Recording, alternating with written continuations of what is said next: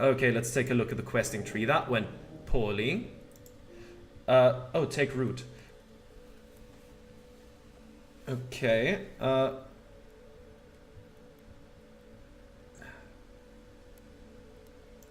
What is that thought? Let's see. And so here we are, at the end of a long line of divine tyrants and feudal lords. Feels like being at the end of history itself, taking a dive off into a chasm of hope. That's liberalism, baby. What is liberalism anyhow? A bunch of stuff. Personal freedom, the right to climb the ladder. Free trade is a part of it. Letting people and their companies the companies they own spread their economic roots without big government stomping on them. Then you've got democracy, which is like the most liberal thing out of them all. Mainly because it allows people to actually pick and choose their leadership instead of it being determined by gods, spells, and steel, as is the historic president. I'm not a fan. Yeah. Say that as much as you want. You're still living in a Freestrider world. Not that your thoughts have any real impact on the city. Unless you get back to writing, of course. So we're turning Freestrider no matter what? True, their power is just too overwhelming. Writing, why would I ever perform such a degenerate act? So we're turning Freestrider no matter what? Basically. Freestriderism is the future, that much is clear. What you saw happen in that fancy room between Vera and her glowing guest, that's going to be the main conflict going forward. Not some scuffle with Asgal youth students or rigid theocratic bureaucrats grasping to hold on to their mansions. No, the future obstacles are out there. As Freestriderism creeps across the coast, there will be a lot of powers ready to meet it, both head-on but also in more sinister ways. As shown by the Golden Horde, they're clearly trying to co-opt the whole thing. I like Ambassador Ivkux, seemed like a nice fellow. The Golden Horde is a scourge upon the coast. They should not be affiliated with Freestriderism at all. No, Freestriderism is, I wouldn't call it, innocent in this. We all need to make concessions to get our policies across. Vera is doing the best she can. I just don't think Freestriderism is good enough that they should have like a, they should be considered clean of all that stuff.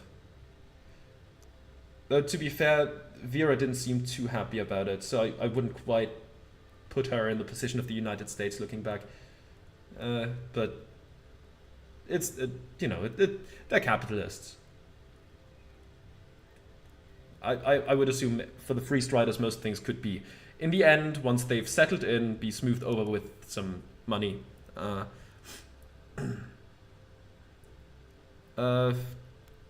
Vera's doing the best she can? Oh, sure. She's clearly struggling, though. Reeds is in a precarious position. Believe it or not, it'll be all too easy for the liberal, wondrous dream to collapse in on itself. With enemies on all sides, within and without, you need to band together with your fellow Freestriders and fight back. If that doesn't work, grab what you can while the grabbing's good, then jump out the window in a blaze of glory. Wait, so I'm doing this for me or for the liberal ideal? Hells yeah, feel ready to grab and grab again. That does sound like it could collapse at any second. And somehow, over these past 50-something years of crazy radical Freestriderism, that just hasn't happened. You remember how Freestriderism was born, right? Let's go over it again. It all goes back to the Arcanists, as everything tends to do. Most of their states were essentially built upon aristocratic structures, Feudal states turned majorcratic. Wizards need esoteric educations, right? Who can afford such an education? A nobleman, that's who. Wizard. A book-learned arcane spellcaster typically plays Joel's strings by memorizing and executing esoteric rituals and chants. It's all economics, all the way to the top. Magical talent can't be bought. All the biggest arcanist houses were all former noble houses after all. Were all former nobles after all. Bingo. So they spent the early arcane era building up their power. House Prax, House Hagenshacks, House Diminori, all led by men descending from long lines of royals. We've even got a theocracy with the Shadow Lord turning into another magocracy in the end. But with all that magic might, despite reaching the pinnacle of esoteric knowledge towards the 2nd century of their era, they weren't shit before the industrialists. Oh? Don't get me wrong, magic is real neat. Cutting mountains in half, flipping them over, building cities on them. Awesome. Infinite food? Convenient. But you can only get so far with a top-down structure. Elaborate? Imagine you've got 20 people working under you. You assign them tasks to, I don't know, transport your magically created bread to 1,000 hungry mouths around the city. You alone could probably organize that. 20 people ain't that much. But what if it wasn't 20 people feeding 1,000 people? What if it was 5,000 people making sure 100,000 people got fed their daily piece of fake bread? I'd still be able to do that. That's a lot of people. Easy, one word. Middle managers. It's a lot of people. The average arcane era city had a hell of a lot more. The point is, even the smartest, most glorious super genius wizard god king will eventually be spread thin. With the crazy scale of modern society, and especially with infinite food, you can bet your ass the people start breeding like giant rabbits. The arcanists just couldn't keep up. Divine era kingdoms never reached those levels. Even with walking gods at the helms, so the arcanists did what they had to. They embraced the Industrial Revolution. The old aristocrats still held most of the power, but they got dragged kicking and screaming into a world where anyone could become a wizard. And more importantly, those nobodies could also become stinking rich. That's how you get the Necropolis manufactories, the Ocean Trade Network, basically the entire built-in-a-factory way of life we enjoy today.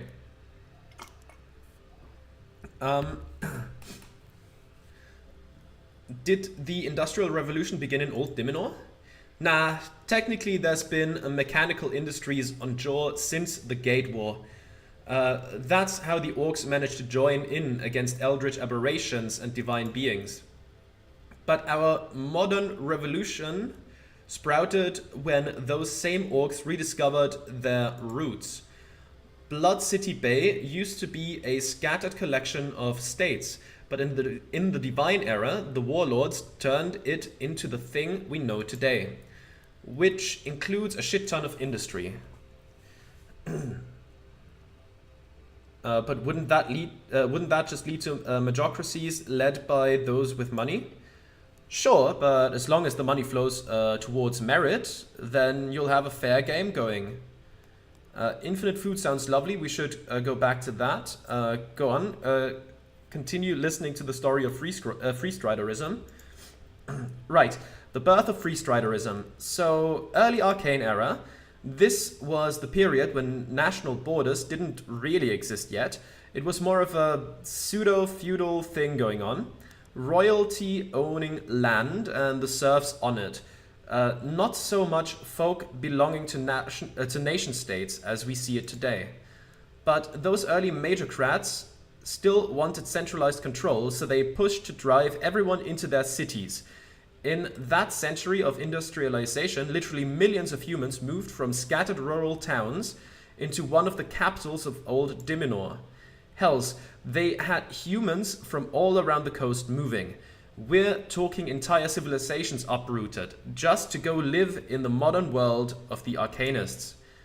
To work in factories, to have cheap glowstones and running water, to live in peace, yes, but also to have actual personal freedoms. People could move between city-states for the most part. A man could rise above his station and make something out of himself. Even if the top gigs were all held by those in power, there's a reason we don't call it major feudalism or whatever. Most arcanist states actually had a fair bit of liberalism growing. Even today, we still live and die by the city-state format the arcanists set in stone. But then, it all went to shit. Obviously, this is an abridged version, but when the Coast War broke out at the end of the 300s, skip forward a few decades, suddenly you have to have documentation wherever you go. Citizenship became a curse or a blessing, depending on which one you had and when. Like, most people just think about the Coast War as this huge apocalyptic event where 90% of humans died. But that didn't really happen until the real fighting in the 470s. It was 6 decades of paranoia, escalating tension, local conflicts, proxy wars, and major industrial madness. The market didn't go to war. The invisible hand of the market would have preferred to live in peace. Invisible hand, a term coined by Eirik Smed, a prominent arcane-era scholar from Vojeni. It basically refers to the forces of self-interest and competition that, when operating within a free market, unintentionally guide individual actions towards outcomes that benefit society as a whole. Good shit. I'm sure the war was very profitable for those industrialists. Free trade, the Freestriders made that declaration as a response to this period of industrialism, I assume. Which is okay. Okay. Slowly at first, and then quickly, the arcanists stopped everyone from moving about. The cities that focused on necromancy even ran out of bodies to animate. Could you imagine? The entire system that let these fucking arcanists sit on their thrones, and the hard-working capitalists that helped them build it, all of it gone. Some people say it was weakening magic that threw down those idiots. Ask the people who saw it in reads, the ones who survived, and they'll tell you. The arcanists lost because they assumed they alone were responsible for the greatness of old Dimenor, when in reality it was all capitalism, baby. That's how Freestriderism was born. Yeah, in 481 AE, you got the fall of Thazan as the final nail in the almost figurative coffin. Within a year, the ruins were covered in gold-yellow flags. Those heroic and oppressed industrialists had rallied the people to fight for universal suffrage. The rest is living history. Free trade, prosperity, democracy. That sounds like lovely embellishment. They exchanged one set of corrupt leaders for another. Interesting story. Comparing capitalists to arcanists is like comparing a hot stove to a fireball. One can be mishandled, sure. The other will leave you with 3rd-degree burns all over your body. It's like not even comparable. Just cook a nice meal and shut up. Point is, the invisible hand of the market is guiding us, and it'll keep guiding us towards a world that's a hell of a lot more liberal and a hell of a lot more prosperous. Just as long as you avoid falling into some Ascalis propaganda hole again. You. This tale you have heard so many times. A modern myth, as the old keep being stripped away. Freestriders, an unstoppable force, charging across the coast. You must arm yourself against the storm, quickly, before you are crushed between the waves. Look, let's be real here. There are 100 different ideologies with 1,000 different interpretations and branches. Out of all of them, Retian Freestriderism is probably the most powerful at the moment. You shouldn't throw all your eggs in the proverbial bag of holding, but it certainly won't hurt to move a bit closer underneath that yellow banner. So if you've got all of these forces pushing you in all kinds of directions, maybe try being a bit of an immovable object, one that's sitting squarely in the good graces of your new Retian overlords. Okay, seriously, if even the apolitical boogeyman can agree to lean Freestrider, you really can't go wrong, can you? Tell me about the unstoppable force. Bear arms, fight against the forces of the world. Until the end of time itself. Unstoppable force alters ability score modifiers of weapons. Positive modifiers get +1 and negative modifiers get -1. Tell me more about Invisible Hand. Everything is yours. You just gotta reach out and grab. Advantage on all trifle checks and immovable object. Convenient cooperation with no real downsides to it. Let those Freestrider impulses guide your purchasing decisions. Immovable object. Your dexterity modifier also adds to your haggle discount in shops, stacking with charisma. Okay. Yeah, you do that. I don't really want any of them, if I'm being honest. I guess. I mean, the unstoppable force is coming from strength is the problem. So, strength is a bit of an asshole, as you probably noticed. Don't really want to associate with strength all that much.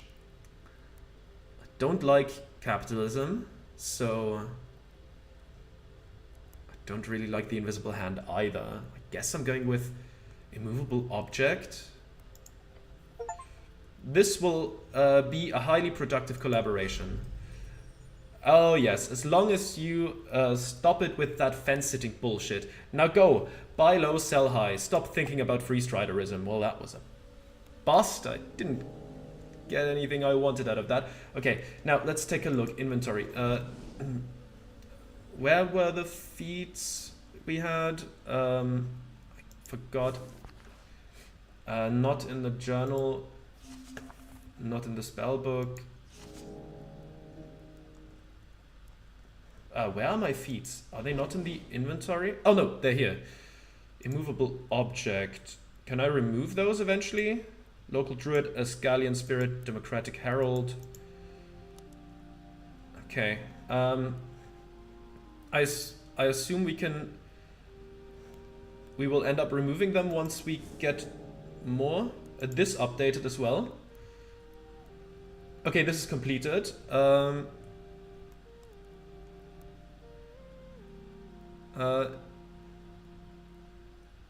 Yeah, unfortunately, the halflings will not be allowed autonomy.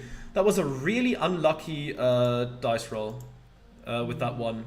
Cleric, what can the AR do for you? Can I?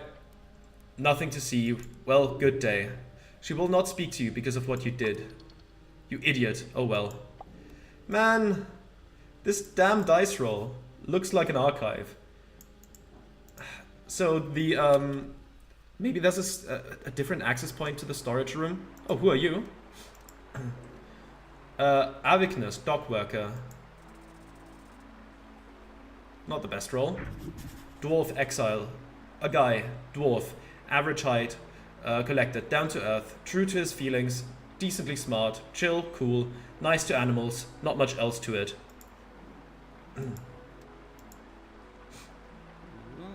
Hey man. Along the docks you see a bustling out of humans and dwarves, cargo moving about among hard, salty waves hitting the pier. The grand port of Waterlane. You see only a glimpse of the dockyard from here. On the edge, behind the Freestrider HQ, a number of workers are hanging about, drinking and talking. One of them, a long-haired dwarf with droopy eyes, throws you a cool head nod. You look like a cleric. Hello, yes, I'm the cleric. I thought that would be clear by now. What's up? Cool, can you let me down that door over there? Nah, man. Only the Freestriders got access there. Who should I talk to? Durelius, I guess. Oh no, wait. He's never here. That guy's supposed to be the managing officer, you know? But Vera's pretty good. So Vera's the boss? Apparently. What's your story? My story, man? Yeah, tell me. Oh dear. I'm not that interesting. I just did like what most exiles did. As the VK got all stale and no one could find a job, we moved downriver. Earth was really cool back in the day with all that stuff. My dad took me and my sister all the way down. He worked on the GSP, you know? I never got into construction myself. But since I finished school, I've been on the docks. Not here, I've only worked on water lane for a year or two. But I've been... Oh, I lost the line, but I've been all over the city really. The GSP outlet, Ice Bay Point, North Housing, had a gig with a factory on North Wall before the Bone Purge, but they shut down once they took down the zombies. So yeah, not a huge fan of the Freestriders, but the AR pays well. Nice folk too. Beyond that, I'm looking for a wife at the moment. Had my eyes on this gal who lived in the hills last year, but she liked my friend Jagger more. I don't blame her, he's got a real nice mustache. Though it's getting hard saving up for a house these days, so not sure if I'll ever afford the whole family life, you know? Maybe I should vote a Scarlist.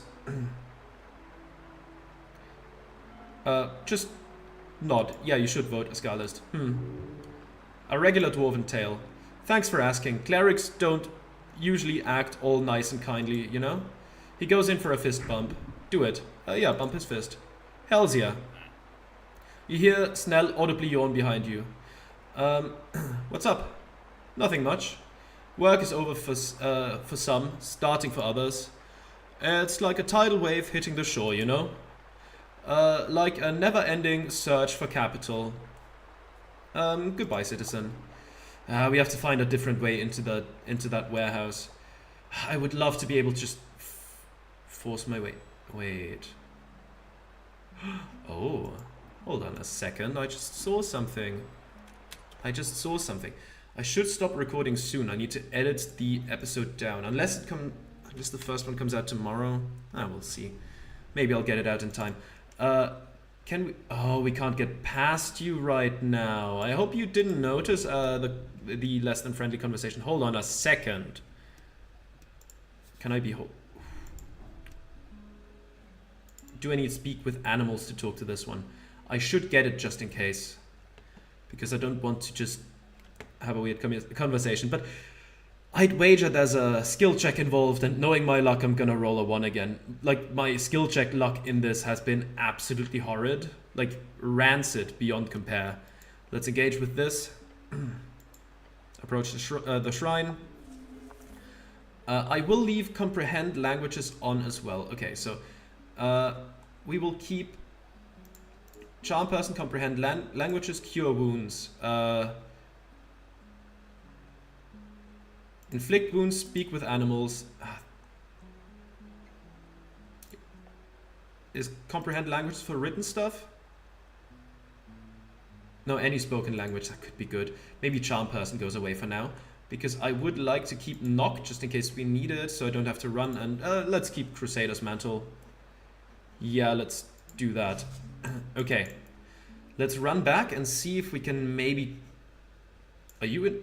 Wait, aren't you... Oh yeah, that's you. Can we get a better roll? No. I might come back to you later. Maybe we can find a way in there. That would be useful because I really want to get into the warehouse. And now that we've really cut ties with Vera, we should find a way. You approach a ball of feathers and wings and really, really sharp claws. A magnificent creature. Too bad he's clearly overfed.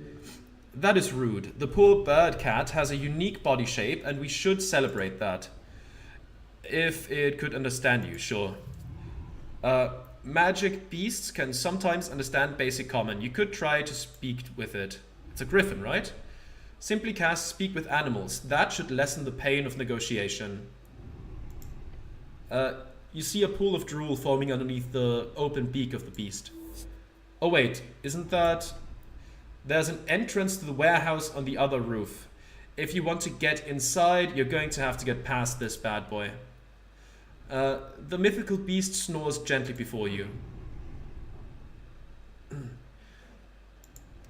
Let's use that as well. Your spell causes you to feel lighter for a moment, as if connected with the soaring dreams of the griffin. When it fades, as a deep growling voice enters your ear. Okay. The griffin. You foolish biped. The griffin gets up from its slumber with a dark groan. Ugh. How many times must I make it clear? I require rest. Or do you wish to taste my steel? My apologies, O great griffin. He scoffs. You think me weak to flattery, eh? The beast spreads its wings. You may address me as Giorgio Valsantigo. Giorgio Valsantigo. Okay. Master Giorgio Valsantigo. The griffin, if the griffin could smirk, he would. Who does this chicken think he is? Wow, that beast lives on a pedestal. Whatever it says, just play along. Greetings, master. Thank you for getting out of the way. Pfft. You're welcome, biped. Now, I am in a good mood after my nap. Go ahead. Ask me whatever inane questions you might have. How